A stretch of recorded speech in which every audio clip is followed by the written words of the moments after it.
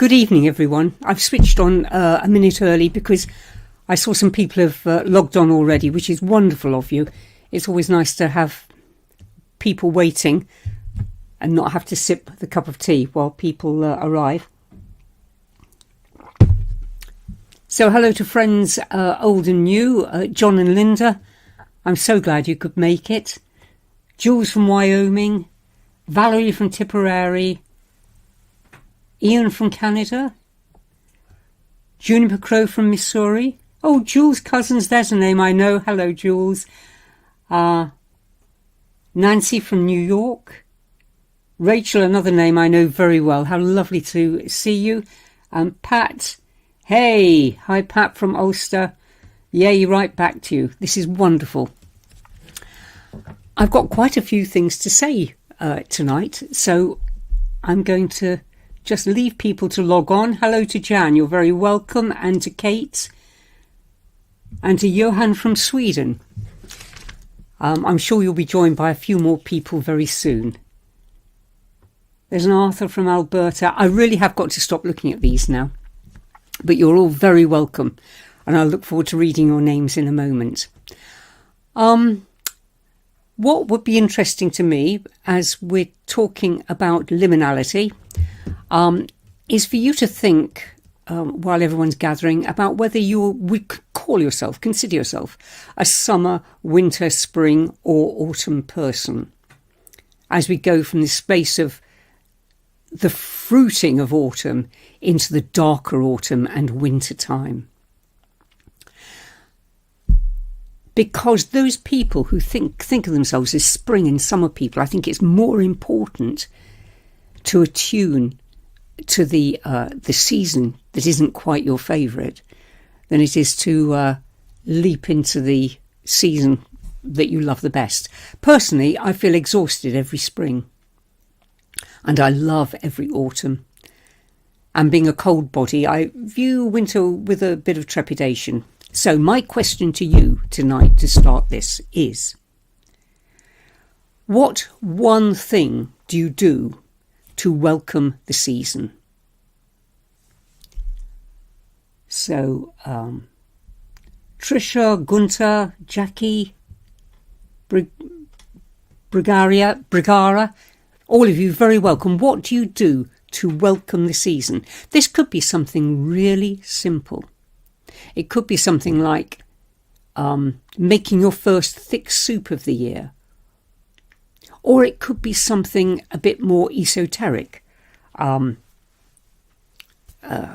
starting a new round of meditations for the ancestors. It could be a combination of the two. Just lighting a campfire is both practical, it keeps you warm outside, gives you those extra evenings of enjoying the outside, and also connects you to the fourth dimension of spirit through the fire, the flames of the fire. So, as we cope with the change of the season, every change of the season is a liminal time. From spring to summer, from summer to autumn, autumn to winter, which is where we are now, winter to spring, spring to summer, which is where the Southern Hemisphere people are now. Of course, hello to the Southern Hemisphere.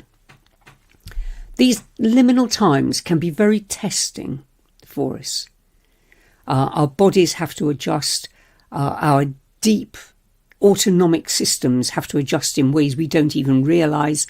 And I think consciously making concrete some change in the season, for the season, can really help embed us into the season to come and make sure that we enjoy it to the maximum. I've started making stews, and we've done one other very special thing, which I'll tell you about in a moment. Lighting a fire. Oh, changing the throw pillow covers, different foods. Yep, all good things. I had a relative who my mum used to laugh at him. He used to have net curtains at the windows. He had summer weight nets and winter weight nets.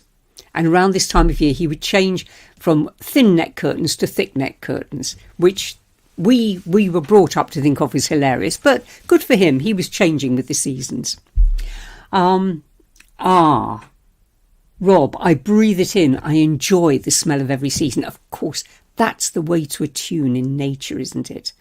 When we go regularly out into nature, into walks, and just smell the smell of spring, of summer, of autumn, of winter.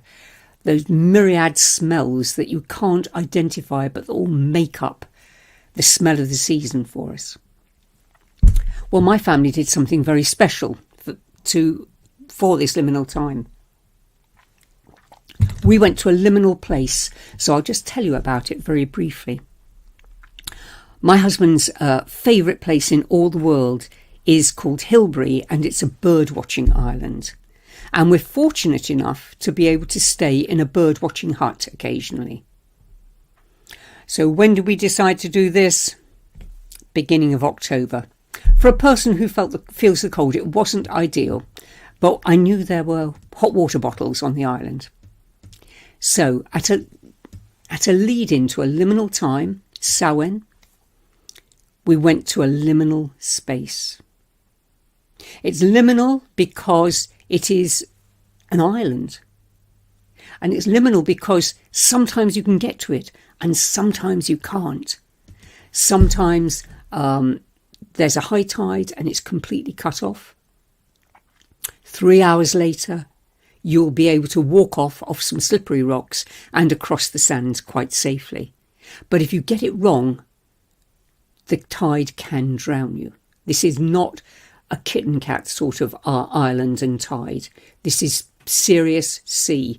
You have to take the journey there very seriously. So we did. We had our Wellingtons. We had everything we needed, food and sleeping bags and things like this.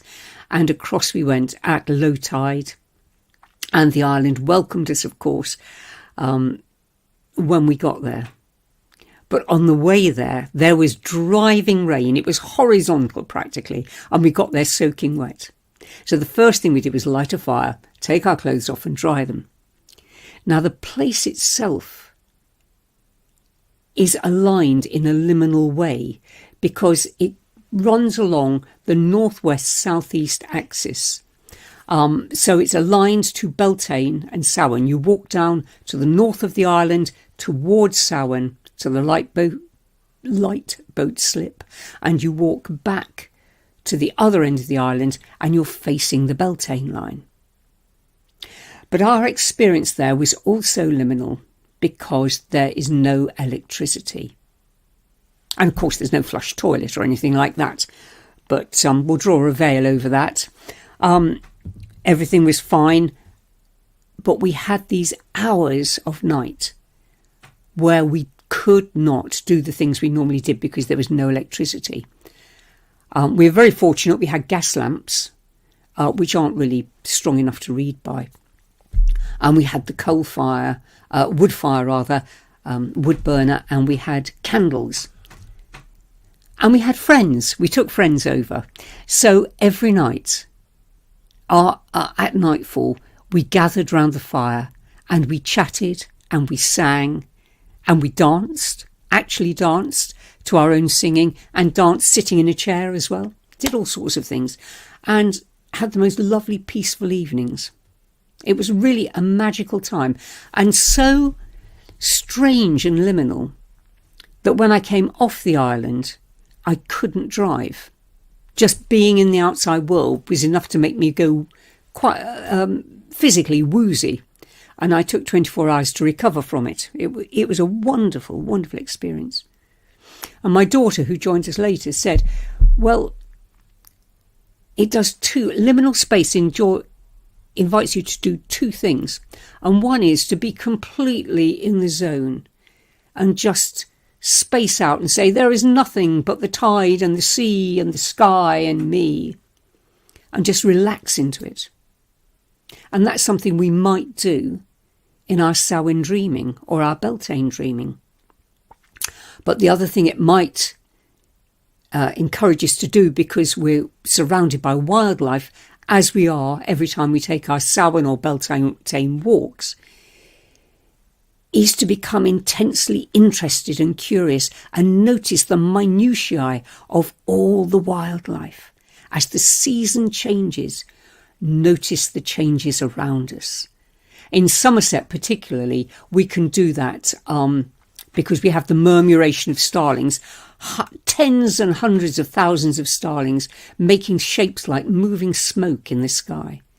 But every country and every season has its own marvels if we just tune into them. And I think that's quite a wonderful thing to do, to look out for and notice the changes at the season. I've got to tell you one thing that we saw on Hillbury. We always see seals and we always sing to them. And 3 of us sang in harmony to them and had the great satisfaction of seeing the heads bob up and then bob up a little nearer and then a little nearer to the island as they came to check out what was going on. The other wonderful thing that I saw was either a porpoise or a dolphin, which I've never seen in that space before. To see one so near, in case people abroad don't know where this island is, I've got to say, if you can very easily catch a ferry and go across to that great city of Liverpool. So it feels it right in the heart of things, and yet it's completely set aside and on its own in the Dee estuary. It was a wonderful experience. Now, if I can take 2 minutes just to tell you what it's encouraged me to do and what it might encourage you to do. First of all, the things we experience there, we can always experience, but we need a little help. And I often think that electricity is the death of magic and the death of inquiry and curiosity, because it shines a great big fluorescent light on our world and sort of bleaches out all the interest. I think there's a lot to be said for the Edwardian and pre-Edwardian candle and gentle light. So I'll light this candle now. As I tell you, for years I've had the idea of being electricity free for one night a week between Samhain and Imbolc. And I've thought of it every year for at least 5 years, never got round to it. Now, because we came back from Hillbury and we'd had 10 days of enchanted starlight and moonlight, firelight and candlelight, we decided to give it a go. So we've been doing it for 2 weeks now. This is our Druidic experiment for the season. Every Thursday we have the hours of the evening are electricity free. I don't know what we'll do next week because British summertime stops, so it'll be an hour darker in the evenings. And as it is, what we've found is that we're never prepared for it. For 2 weeks running, we've been in an absolute flurry of realising we haven't cooked early enough. We certainly won't wash up until the morning, because if we wash up in the dark, we'll leave the plates half filthy. We don't know where the torches are. We haven't got our, for emergencies. We don't know where things are generally. But the first week, it was quite like that. The second week, it was better. It will get better still. The only proviso we make is that we have a light on when we go up and down stairs, because I'm not going to have an accident on the stairs. And I think, what would the ancestors have done? They'd have put an electric light on their stairs had they had stairs. But apart from that, apart from the flurry and the fuss and the having to prepare in advance, what have we got from it? We've got a return to liminal space. We've got a time where we can't do the things we would normally do. Radio, television, videos, whatever. What we have to do is something else or nothing. And there's not enough nothing goes on in this world. And I think for attuning to the season, giving yourself space, maybe not an electricity-free evening, though you might like that, maybe just an hour after supper every night, to do nothing in is a very good way of attuning. It allows us to reflect, to review, always a good thing to do at Samhain and Beltane and every change of the season. And it allows us also to connect, as we connected on the island, with ancestral practice.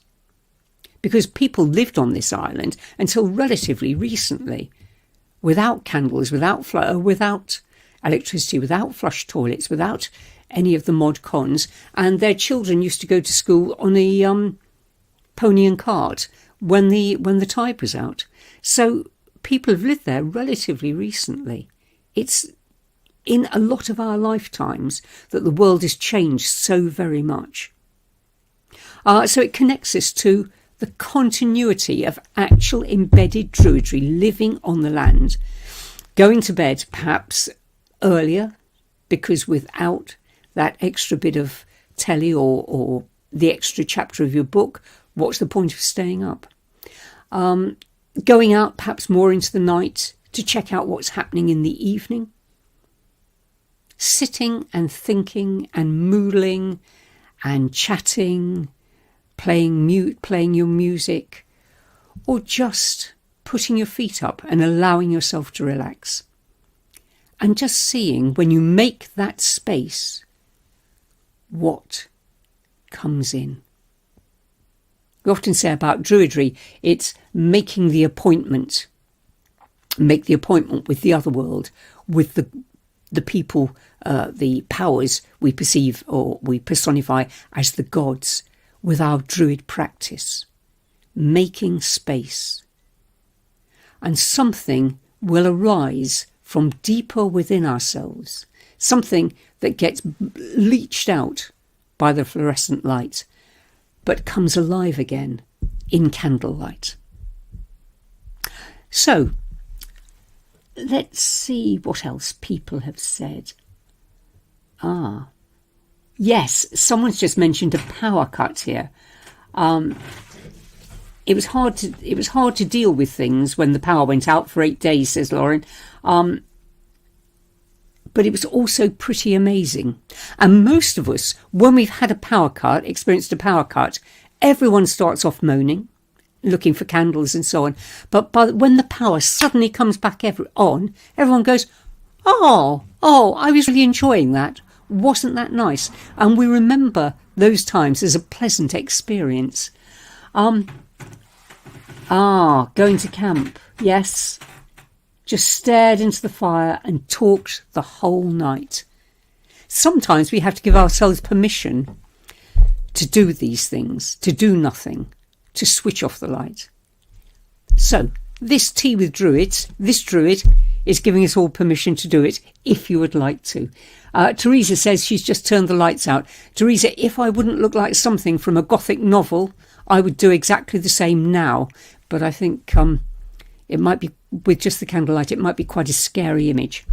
A power cut is so peaceful without the hum of electricity, of course. The Texas, big freeze in Texas. I secretly loved it. Yeah. Good. Lots of positive responses to the idea of no electricity. I'll be pursuing this experiment through the dark times until Imbolc. I'd be very interested to know if anyone else does. And of course, if you're in the Southern Hemisphere, Beltane, this is the ideal time to give yourself peace and space in the evening and not prolong the evening with electricity. Maybe one night a week, just go to bed with the sun. Who knows? And if you have sleep problems, I thought maybe it might help you. I don't know. It's all a work in progress. But now, someone's sitting with their chooks listening. That's really nice. Yes, and someone says you can always rely on pagans to have plenty of candles in a power cut. Yeah, that's one thing we're all ready for. So we're going to give ourselves permission now just to relax without too much of a focus into not worrying, not thinking, opening up a space together for 5 minutes if you would like to. At the end of this, I'm going to adapt something that comes from the Celtic Devotional by Caitlin Matthews. I have read from this in the past. Lovely little invocations, prayers, chants, poems, and so on, one for each season. I find them very useful in my practice. So there'll be one of those at the end where we'll just invite ourselves to attune with the season that is coming and its particular blessings. Okay, so let's take a breath with the earth beneath us. And a breath with the sky above us.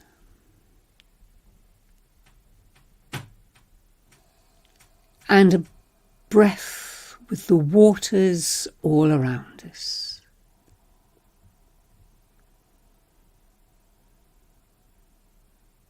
And let us just think more deeply of those, the deep and fruitful earth. What is it like in your locality? Have a clear impression of it. The sky above us, what is it like when you go out in the morning? What are the sunsets like at night, at this time of year for you?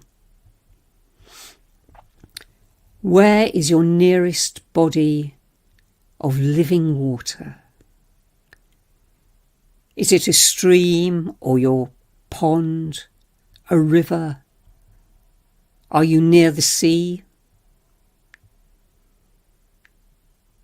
If so, you'll be getting the full tidal liminality experience regularly. I know my friends in the northeast love their walks along by the sea every day.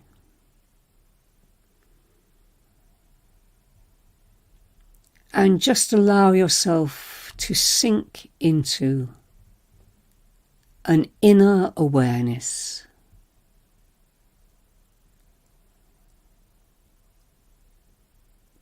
of the life of your living spirit, which is fed by your imagination. And find yourself in a grove, if you have one, or in a beautiful space where you can completely relax.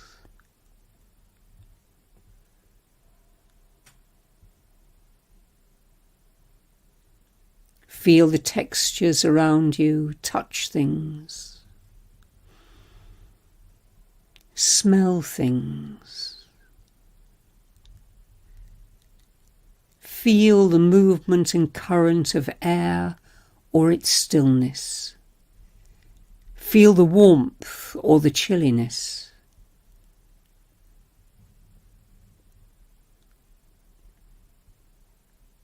Smell the season that you are in.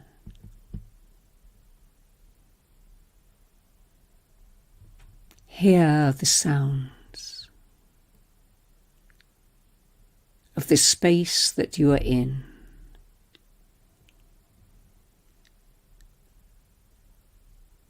And soon you are so comfortable in this space that all you're doing, all you need to do, is just relax every part of yourself.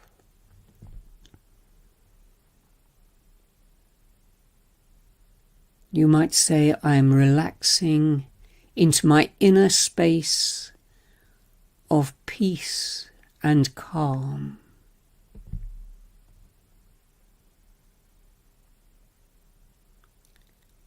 That space that is always within me. The space where I am truly at home.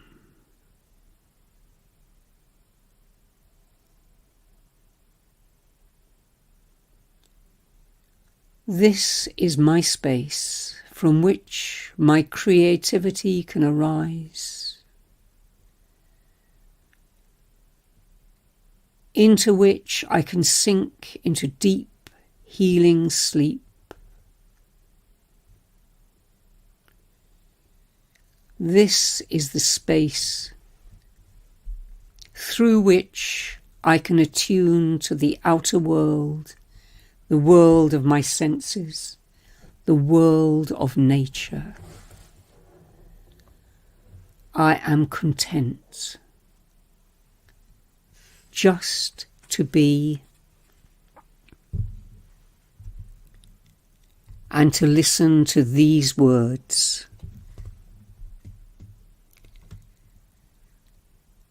Ancestors of vision, ancestors of waking memory,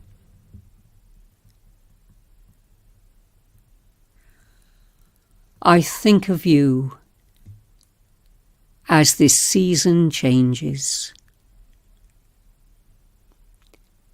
I sing the hearth song of my soul, note of love, note of life, note of life. Love, light, life. Attune the music of my winter wakening or my summer wakening soul. Preserve my soul in wisdom. May it sing forth with the clarity of the new season, with the rising of every sun. May I sink down into peaceful sleep with the setting of the sun, with the rising of the stars and the moons. May I be blessed by the natural world, and may I share and spread those blessings to all the world.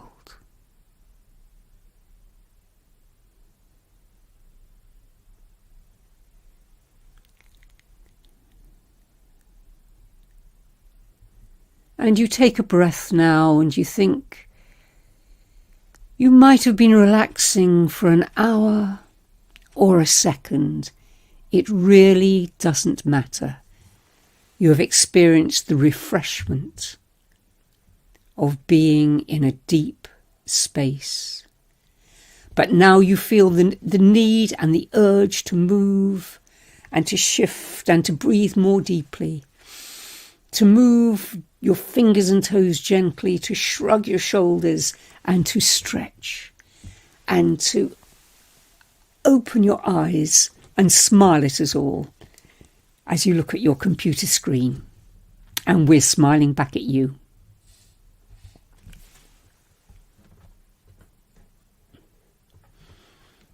Thank you. Andy, listening to the crackle and snap and hiss of a log fire. Jacqueline says she's going to give this a try. Karen says, I love the quiet time, standing outside with my horse, meditating with the moon and the planets. Animals are very good for keeping us keyed into the natural world, aren't they? Whether it's the dog walking, which takes us out in the morning, or the experiencing the life of the countryside through horse riding. But anyway, we're back now, and I'm glad that people have enjoyed it, and I hope that you'll take advantage, if not of the electricity-free evening, which might be a bit hardcore. I sprung it on you rather. You don't have to have an arbitrary date to do this. Don't say, oh, if I didn't do it in time for Samhain, I'm not going to do it at all. Maybe you'll do it for the 12 days of Christmas. Great traditional holiday. Maybe you'll just decide to do it when you decide to do it. Or maybe you'll just take a bit more time for yourself, because with the pulls of the outside world, that is the one present we can all give ourselves. Just the space to withdraw and look after our imaginations and our spirits. So I think that's a very good place to end, and I'm going to love looking at all your comments later, but for now, if I can find out how to end this broadcast, I'll say goodbye and have a great week, however you choose to light it. Bye bye.